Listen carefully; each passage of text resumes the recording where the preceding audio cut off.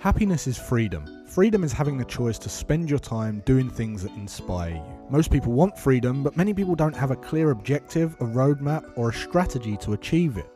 Everyone deserves to live an inspired and free life. I believe that when we're free and able to focus on our most meaningful work, we simply become better human beings. We can give more, care more, support more, and love more. I'm an investor, a trader, and an entrepreneur, and I get to spend every day doing what I love. At the age of 29 years old, I became financially free, and since then my mission has been to help and inspire other people to achieve the same so that they can be more of who they really want to be.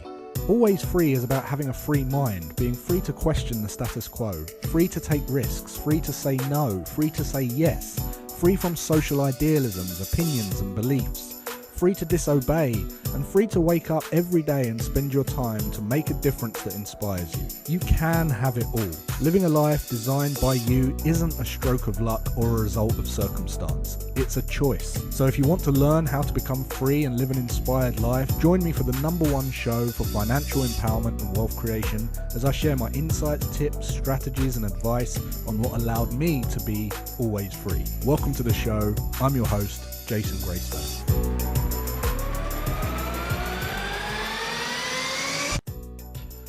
Well, welcome back to the show, guys. Hope you're doing well. Hope you had a nice week so far. How's everyone doing? Let's have a sip of the old coffee. Hope everyone's had a good one. We've, interesting times. The interesting times continue. Chris, how you doing? Bobby, how you doing? Chris, how you doing? We've got some interesting times. Lots going on at the moment. We've got the whole kind of P&O ferries laying off people. We've got unemployment, starting to take a tumble. We've got the cost of living doubling around us. And if you haven't checked out my podcast from today, Always Free podcast. If you like the show, definitely check out the podcast. Good evening, Sean Beck. Good to see you as well. This is the #1 show for financial empowerment and wealth creation. I don't say that lightly. I say it because that's purely what it's focused on. It's about getting you freedom, getting you empowered around your finances so that you can create a life that allows you to be who you want to be and focus on your most meaningful work. So if you haven't ever tuned into this show before, there's a ton of other episodes you can go and listen to, but I highly recommend you go and start back at episode 1 of the podcast, because that podcast, I take you through kind of a series of strategies that are going to allow you to efficiently move towards financial freedom as quickly as possible, which is what everyone wants. So go and check that out. But I appreciate you all being here. How's everyone's week been? Good? Everyone had a good week? Let me know in the comments. I'll leave the comments up for a bit. Just before we get kicked off here, I just want to say massive congratulations to all of our new Tiers of Freedom members. Our intake day was today. We just wrapped up the last strategy session, and actually there's a few spaces left that we're going to be offering out after this. If you're watching this and you're not a member of the Tiers of Freedom program, which is the most complete and comprehensive program on the planet to do with wealth creation and financial freedom, go and check out. You can maybe grab one of those final spaces. I think there's a handful of spaces left. All you need to do to grab those is to email info@jasongreystone.com, and we'll send you all the information on it and give you the opportunity to take one of those final spaces. Bobby just signed up and renewed his elite membership. Amazing. Good stuff, which is our mastermind group. So look, wealth creation, financial freedom, one of the biggest things that you can do to move towards freedom, okay? We've spoken a lot about mental freedom, mobility freedom, financial freedom, and the goal is freedom. But a massive thing that you can work on that contributes towards your feeling of freedom is delegation. And delegation, everyone who I know who is financially free has become a master of delegation first. And the reason being is because that's the way that you leverage out of businesses, doing things that you don't want to do, being able to make your money work for you instead of you work for your money. So delegation is a huge contributor towards your feeling of freedom. Now, if you're in a business, you might be familiar with a book called The E-Myth. I recommend this book to everyone. It's by Michael Gerber. He's got a series of books. I've got about 3 or 4 of his books, sorry. But The E-Myth Revisited is a great book for basically business systems, creating automations and systems and delegations around your business. And it says on the front cover, the world's #1 small business guru, why most small businesses don't work and what to do about it. Now, when it comes to, obviously, some people can't even start a business, right? Chris says he's going through that at the moment.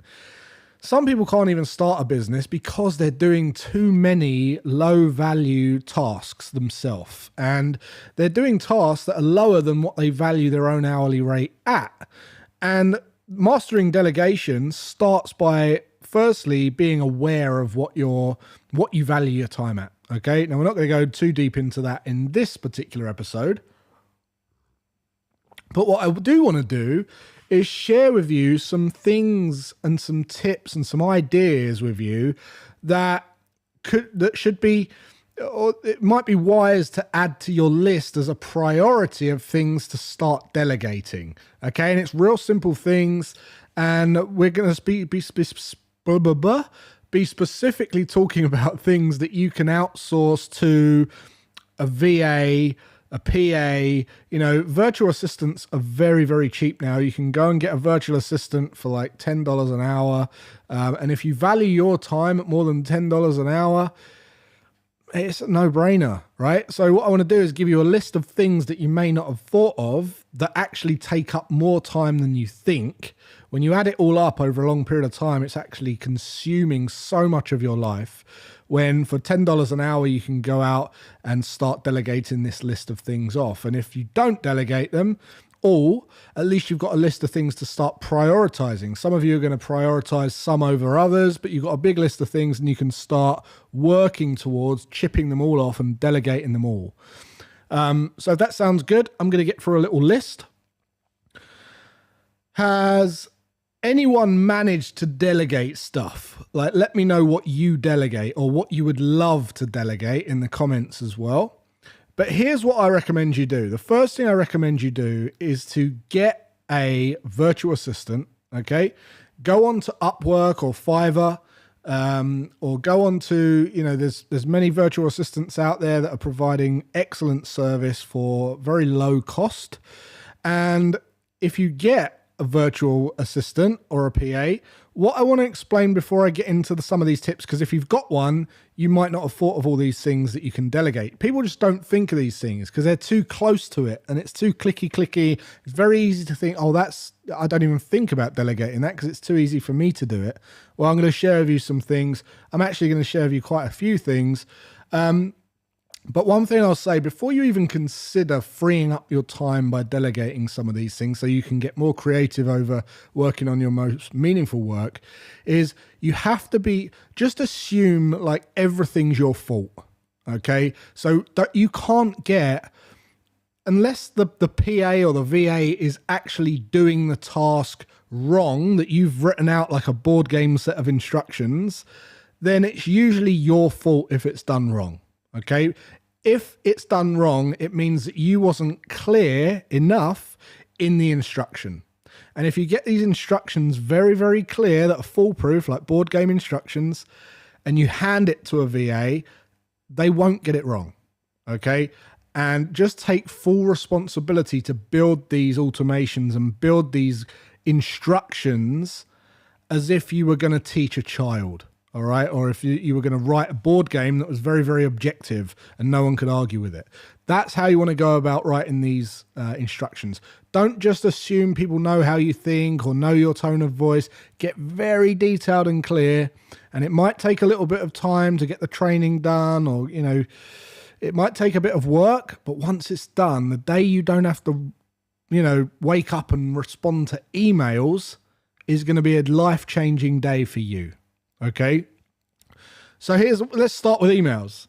The first task that I recommend that you get outsourced or, delegated is email management. Filtering your emails, putting them into a system where stuff that you don't need to see, you don't see, and stuff that you need to respond to goes in a urgent or important folder by your virtual assistant, and then they check up with you to make sure you've responded to them. You'll find that you get 10 emails out of 100 that you actually need to reply to.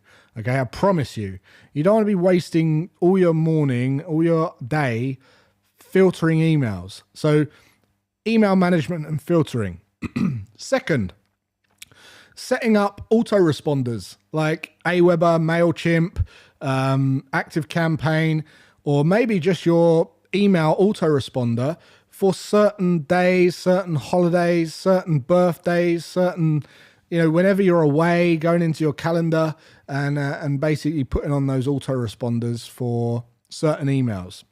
The next thing is booking appointments for clients. If you've got clients, don't be doing all the booking. Don't be doing all the appointment setting and all the rest of it. Get a Calendly and then teach someone how to use your Calendly. Or get a Acuity scheduler and get someone how to use Acuity scheduler and then how to book your appointments. Okay. Never thought of using it for the emails. Yeah, email management, right? So you just come up with a system where they put it into a folder that's urgent, important, and important, and then you have to answer those. They just check on you and give you a nudge to make sure that you've responded to those. Cool. Next one, following up with clients, customers. So when you contact someone or you do a proposal or you do an introduction or a presentation, get them to follow up with your customers. Also sending thank yous, reminder emails, thanks for inviting me on to your panel or whatever it might be, sending flowers, sending whatever it might be. Get them to follow up and have a process where they follow up so that once you've seen the client or the customer, that's it. They're looked after. They still think you're remarkable, but your VA is doing all of the reminders and the follow-up and all the rest of it. And again, you might have to write some follow-up emails, and that's going to be the work that you do. But once it's done, it's done. When you don't have to respond, when you shave, like who here hates emails? I hate emails. And I tell you, I check my emails twice a week for 15, not even 15 minutes, Monday morning and a Thursday afternoon. And that's it. Right. And that's all I check on my emails. If I had to check when I was in my past life, I would get something like 100 emails a day and I would spend all day on emails, which was absolutely ridiculous. There's no movement or no room for creativity there. Very uninspiring as well. Next thing, receptionist duties, answering calls, obviously. If they can answer calls, great. If they can just put them through to switchboard or just filter calls, how many sales calls do you get or sales reps that you don't want to talk to, wasted calls, all that kind of thing. I don't know if, my phone never rings. I don't take calls. Like no one has my number. Literally no one. I can't remember the last time I had a phone call or someone ring my phone. It just doesn't ring. It never rings, which is amazing. That's great for me. The next thing is calendar. Okay. Manage your calendar. Set a calendar up. Make sure that the calendar's shared. Make sure that they're managing your calendar for you, or some sort of calendar management going on, and outsource that to them. If you like certain things moved or you like certain things put in or reoccurring, make sure they understand that and how they know how to manage that. Next thing's file management. Optimizing your files using Dropbox, okay, or Google Docs or Nextcloud or whatever it is you're using, Amazon, AWS, whatever they're using for your servers or your database. Get them to set up all of the structure of your Dropbox, make sure everything's nicely laid out. This is a task that you can set someone for $10 an hour. It will take them a few hours, and all of a sudden you've got all these nice structure for all of your quotes, your contracts, your orders, all this kind of stuff, and invoices, tax, all that stuff. They can go and do that. You can pay someone to go and do that, which is going to free up your time. So Neil says, absolutely hate emails. So do I. The next one is database building. Okay. So they could update contacts on your email list, or add contacts to your email list, or even like follow up on your LinkedIn or social media and things like that, and update your CRM. Another thing they can do is research on certain topics for your blog post. This is a good one, okay? So if you're doing any content on social media, or you're doing a blog, or maybe you've got an area of expertise. If I wanted to write a blog now, or I wanted to produce a series of YouTube videos, what I could do is go and pay a VA to research certain topics. I could get them to research the financial issues caused by Russia, okay, and Ukraine. And then they would come back to me with that research, a nice table, nice report, all the bullet points, all the key summary facts about the thing that's gone on. And then I've got it, and then I can do it. Or they can post it. They can even post the blog. They can split it into articles, put it on LinkedIn, whatever. And you haven't done anything, but you're providing value. So this is low value tasks that people can go and do, and you can teach them how to do it, or they can go and do it. And it's all, freeing you up of time whilst making you ubiquitous, right? Getting you out there still. Your power and business is still the same, but you're doing less. So research on certain topics for blog posts, that's a great one. Another one is personal errands. So purchasing gifts for loved ones, family members. If it's your Aunt Mavis' birthday, go and grab the flowers, or whatever it is. Order flowers, Mother's Day, Valentine's Day, Father's Day, whatever it might be. Just get them to do it. Get them to book it all in, buy the thing. Go on to moonpig.com. You got all the birthdays there. They can order all of the birthday cards, get them all sent to the addresses. You don't have to worry about a thing. How much time does that take over a year? Hell of a lot of time, much more than you'd realize. When it's just low value, it's clicky. Okay, anyone can do it. If anyone can do it, it's low value. So get that done, right? Travel arrangements, good one. Yeah, hotel, flight booking, taxi booking, train tickets, all that kind of stuff. Give them your credit card details. Let them book it all. Let them sort it all out. Another app you can use for all these kind of logins, if you want security, is an app called LastPass. If you haven't heard of LastPass, we use it in our organization for pretty much everything. Every one of our members of staff can access certain websites through an encrypted password, and they can you authorize them to use that, and they can log into all of the sites just with using one password. They don't even know what it is, but they're able to access certain sites. So definitely go and check out LastPass. It's going to be a lifesaver for you. Other things you can get them to do is transcriptions, right? If you've taken a meeting, or you've recorded it, or voicemail, or video, or audio podcast, all the rest of it, get them to go and transcribe it. You can use apps like rev.com, but get them to do it. You don't want to be the one uploading a file and then getting the transcript and making it look pretty in Word document or whatever it is. Get them to do that. So transcribing, and that also leverages your voice notes and leverages your audio recordings and your podcasts, and you can use it as blog posts and stuff like that.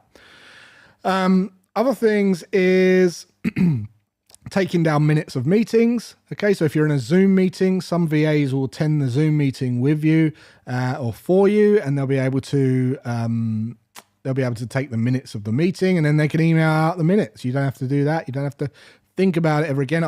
We use Notion. We have 5 meetings a week. Okay, so we have a team meeting on a Monday morning for about an hour just to see what we're all up to.